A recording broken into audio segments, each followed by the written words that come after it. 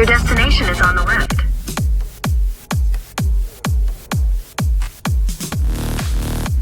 Here's Corin. Hey, brother. Great. Excellent. My name is Corin. Ryan. Lovely to meet you, Yeah, Ryan. good to meet you. Really. And what a pleasure it is to get to come here and check out the incredible work that you guys have done on your lodge. Would you mind letting people know what lodge it is and where we're at? It's West Nashville Phoenix Lodge, number 131 in Nashville, Tennessee. We're in Sylvan Park neighborhood, which is kind of the west side of town. Right on. And I'm gonna change up a little bit of the format of this because I want to ask him a little bit more about how masonry has helped him in his life and get some of his life story. I've gotten some subtle suggestions that I should try and shorten the interviews a little bit. All right. For attention span, do that. I guess. But so I'm gonna let it roll organically, and we'll see where it goes. But well, first off, where were you born at? Nashville. Okay. I'm a lifer, one of the few. Unicorns is what they call us. Yeah. around here. Yeah. Fewer and fewer unicorns in Nashville these days. I mean, it's a booming city, huh? Mm-hmm. Yeah, we got. Can't remember, probably like 80 to 100 new people a day moving here. Wow. So, well, that's good. I mean, it was good timing for you guys to renovate the lodge with a whole influx of new potential candidates that are out there. Coming in from all over the U.S. And I got to tell you, you would never guess how much work they've done on this. We might be able to drop some old photos of what some of the rooms looked like before the exquisite renovations were done on this place. When you were growing up, what part of town were you in? Was it? I mean, more like what I get to is what was the economic strata you grew up in? Yeah. So. Jolton, which is a little bit northwest of town, and then also West Nashville. Jolton's the only rural part of Davidson County, so it's kind of the last country left in Nashville. But then you're also 15 minutes from from the city. So I got a really good mix of both. There's a neighborhood called the Nations that's in West Nashville, and between Jolton and the Nations, that was kind of where I grew up. Right. Very working class. Yeah. The Nations now is $500,000 for a home. Really?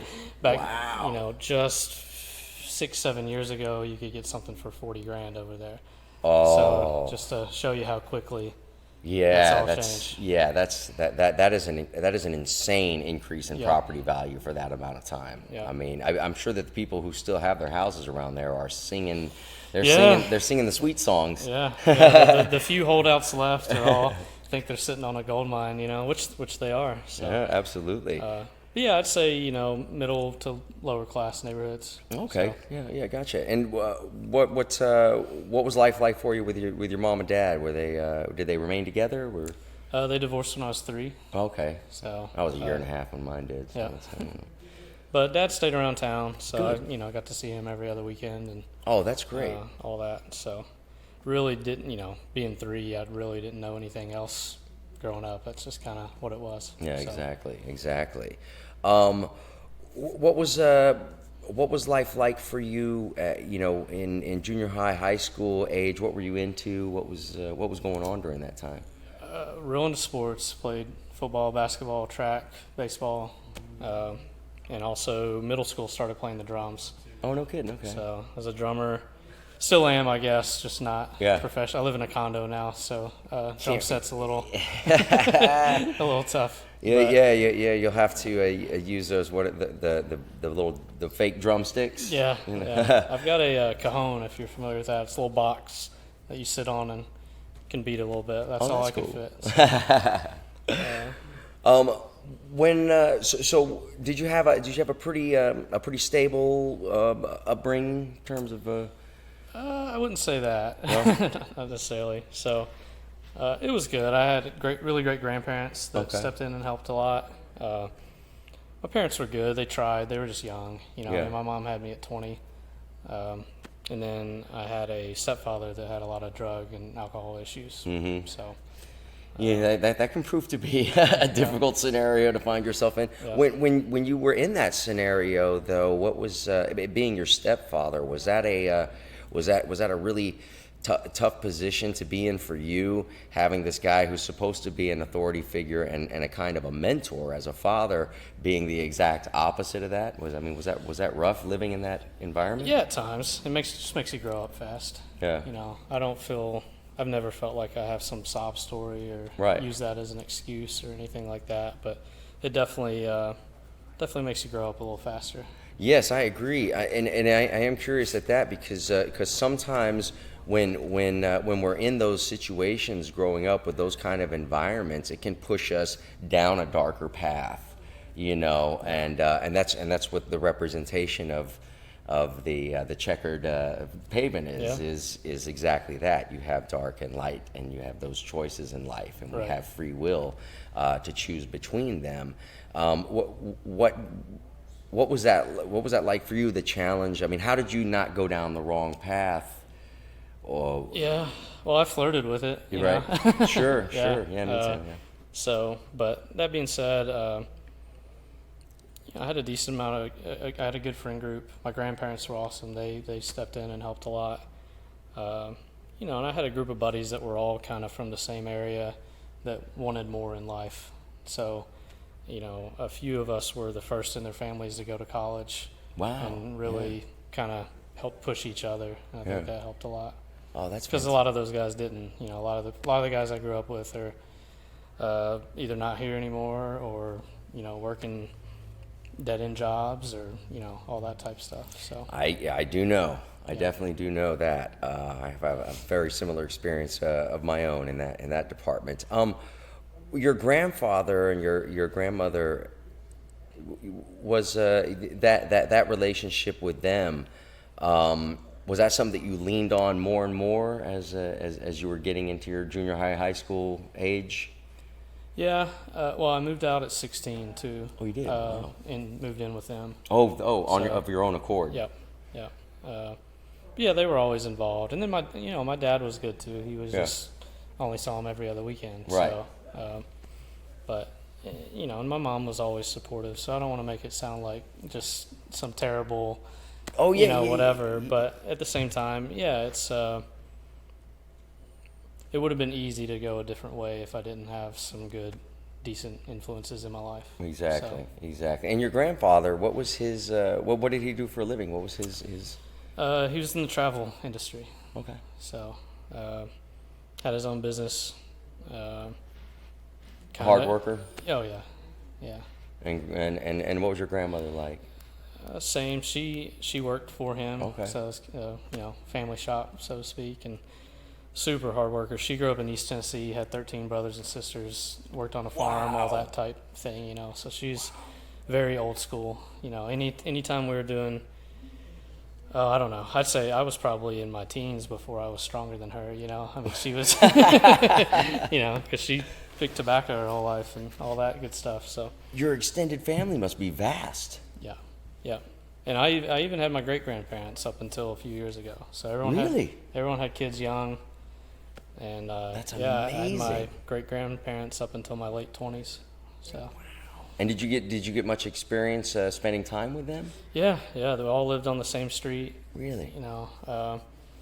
Being rural too, we just kind of, my great granddad was an electrician, handyman type. Anybody in Jolton that had their dishwasher went out or something, he went and helped them. So I got to start going on those trips with him when I was real young, and I don't do as much manual labor anymore. Right. But early on, I can do pretty much anything, and that's a credit to my grandfathers for sure. Yeah. Well, and your grandfather's was that a motivating influence for you to see how they lived their life in comparison to how other people that were close to you lived their lives? Oh, for sure. Yeah. They were both great examples. Both. I should know this exact number, but my great grandparents, they were married 73, 74 years, something like that. Unbelievable. So yeah, Longer than many people live. Yeah. It's just. Yeah. I mean, if they 96 and 93, I think what they passed away at. That's so, incredible. My grandfather made it to 95, 96 as well. Yeah. It's incredible. I hope I make it that long. Yeah. Yeah. You can. Yeah, absolutely. I mean, my grandfather, it's, you know, Mm-hmm. they broke the mold with that generation, you know, I think, you know, the ones that went through the Great Depression and World War Yeah, well, II and all that. he cut his grass the day before he died. Yeah, he was super active. There you go. And that's the way to go. I mean, he just had a heart attack, you know, no nursing home, no. No long, drawn out, right, yeah, debilitating, you know. Yeah.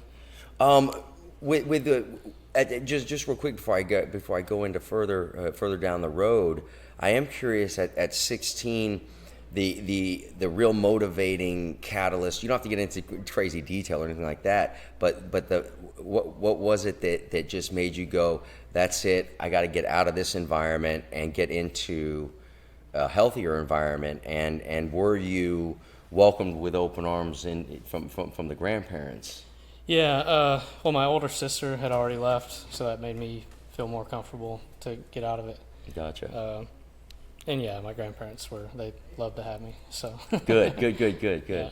No, And plus, great. you know, part of it's just, you know, being 16 and being able to do whatever you want. You know, I got my first car. I had a lawn care business I started. Oh, you did? And Right it was on. just, yeah, doing my own thing, so. So yeah, that's great because you know that's what I'm curious about, because I think that what's important for people to hear is how people made hard choices or very specific choices which helped them in their lives, you know, to better themselves, because that's what, you know, this life experience should be all about, is constantly trying to better oneself, trying to Right. chip away at the rough, you know, parts of our nature and smooth them all out. So at 16, you know, you're like, okay, I'm going to move out, get in with my grandparents, and then start a lawn care business. Did you continue that lawn care business after high school, or did you went ahead and? Kind of ended the summer before I went to college. That was kind of the last I did that. So I got scholarships to go to college, full ride to UT, University of Tennessee. Oh, okay. For you Texas people. Yes. UT is. Yeah. When you Something said UT, else, yeah. I was like, But, Yeah, but yeah. So that was about the end of that.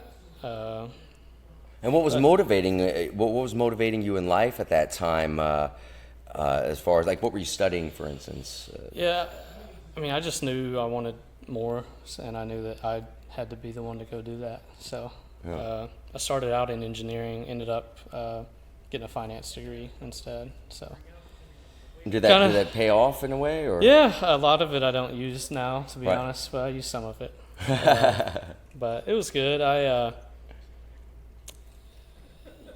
You know, I got drawn more towards business and entrepreneurship the more I was in it. So I still loved certain aspects of engineering and still like building things to this day, you know, but I just kind of decided I wanted to be the guy that put the whole project together as opposed to the engineer working on one particular aspect of it. Right. So. And what was at what point did you start getting interested in Freemasonry? So I was my senior year of college. I met a guy who was a member of this lodge, and he just happened to know that I told him where I went to high school, and there was a buddy of mine that was also a member of this lodge. I didn't even know he was a member. And when I say buddy, he was a year younger than me, someone I knew. We were cool, but just not best friends, you know, so we never talked about Masonry.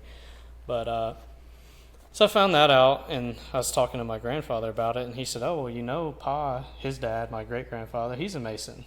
I was like, Really? I'd never known that my whole life, you know. Yeah. So then I went and talked to Pa, and that pretty much sealed the deal. Wow, that is fascinating. That was pretty awesome to get to go through my degrees and have him, you know, my great-grandfather here for my degrees in his 90s. So he was I present got to see for all all of three of them. your. Yeah. Oh, that's incredible. He must have been so proud. Yeah, he was happy to get out of the house. I think by that point we had cut off his driving privileges, so he was. Oh my gosh. Yeah. That's it. Well, it is interesting because many of us, who are lodge members, many of us do have relatives that were in lodges over the years. I have the same thing, which is what drew me. My interest was, but mainly what it was I knew that my grandfather and my great grandfather And even my great great grandfather on my dad's side were all Masons, Yeah. and on my mom's side we had other relatives that were not her dad, not my grandfather there, but other immediate relatives and such. And I had been, inundated with kind of the whole conspiracy theories about New World Order and all this stuff, Right. and I'm thinking about those guys, and I was like, there's no way. Like, I have to get, I have to figure out more about this. And that's when I got really interested in the philosophy of it. And, and it certainly has made life for me more manageable when applying the working tools to life. When when you started getting interested in Freemasonry, what was it? Was there any fundamental changes that started to occur with you in so life? I was probably 22 when I started, so pretty young for Masonry. Absolutely. And initially there was just some curiosity, right? The history and, like you said, the conspiracy stuff and all that, right? And you hear about George Washington and Ben Franklin and all this, so you have that initial draw to it. But then you get in and you find out, hey, this is it's essentially a system for self-improvement. Exactly. And a lot of that is personal, your own responsibility, stuff you do in your own time, but then you have this network of men who can help you.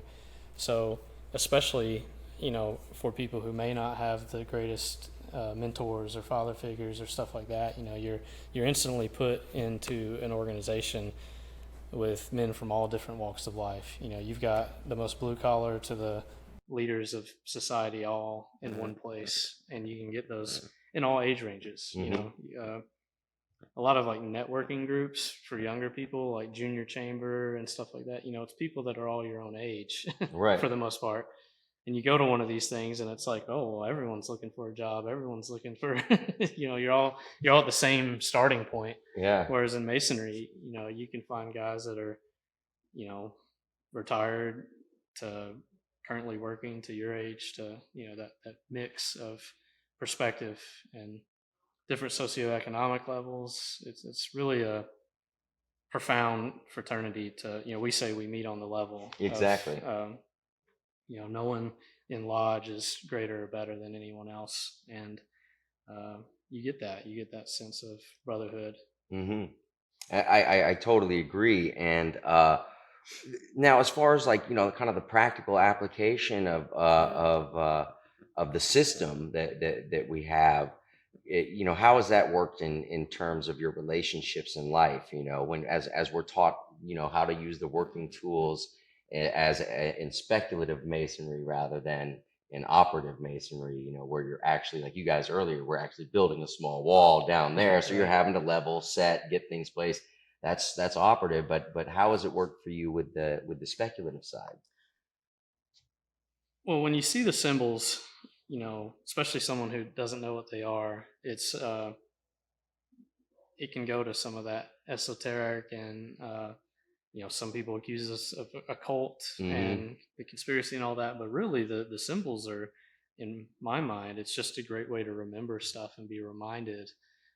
So when you're using metaphor, when you're using symbol, when you're using story, it teaches these principles. Same way Jesus taught in parables. He didn't just say do this. Right. It was you have to package stuff in a way to where it's memorable and people can understand it. And Masonry has a lot of ancient truths from all different religions and philosophies, and we package those in a way that help you to remind yourself of that on a daily basis. So even the ring, we all wear these square and compass rings, and the square is to square your conduct. Well, that's just a nice little reminder right here on your finger all day, every day, to consider that. And then and the compass is to keep our desires within due bounds, to keep a tight circle for the those not allowing ourselves to become greedy and manipulative and all these things. Like you want to be on the level, you want to be square, you want to keep your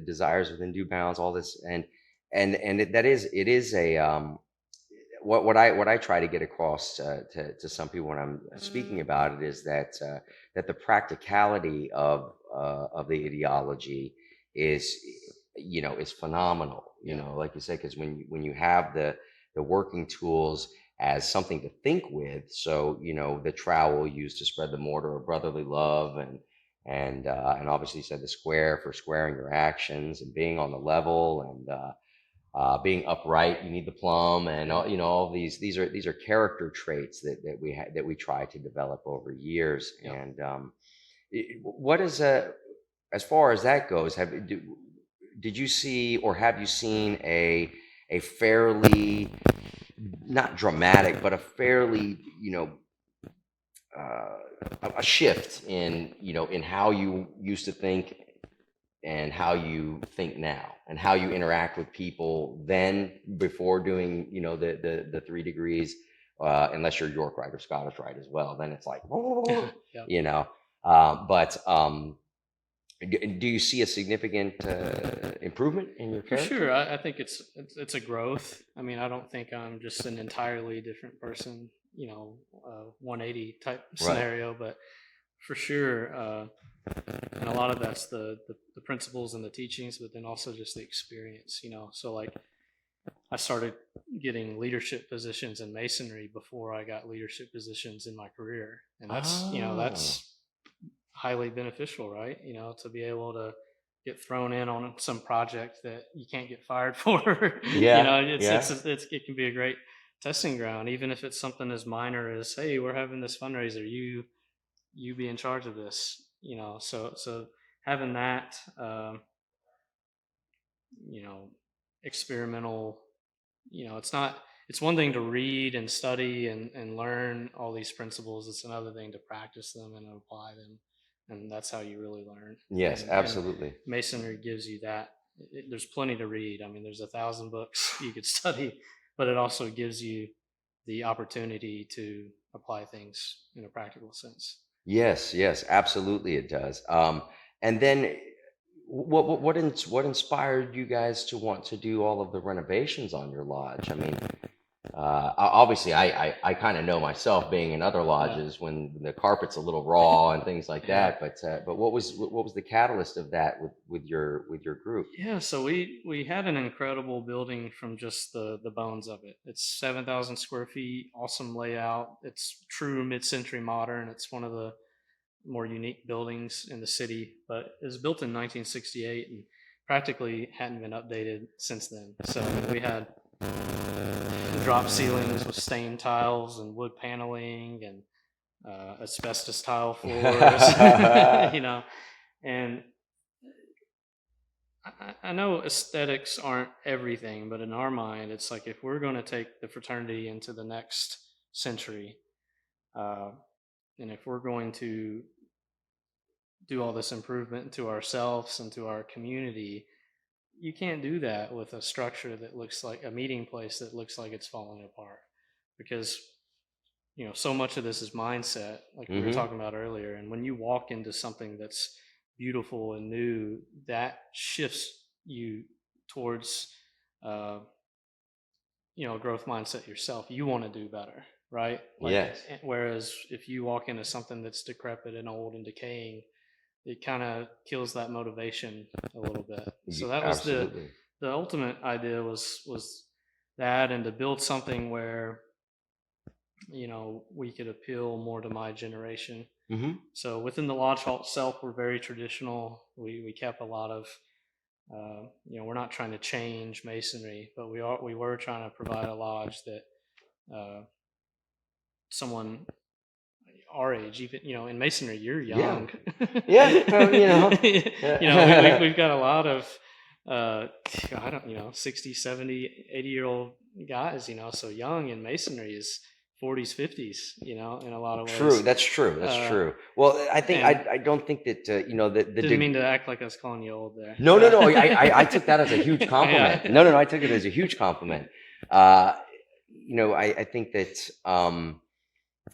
that it's the initiation process itself is, I think, for especially a younger generation, is quite daunting, because the memorization, just the memorization alone that has to be done, and done well, right, in this everything is fast generation, to find those individuals who can slow their minds down enough to grasp what the sublime meaning of these Yeah. initiation process is, which is a coming to your true self, and a letting the old ways of living life and thinking uh, uh, in the past. Hmm.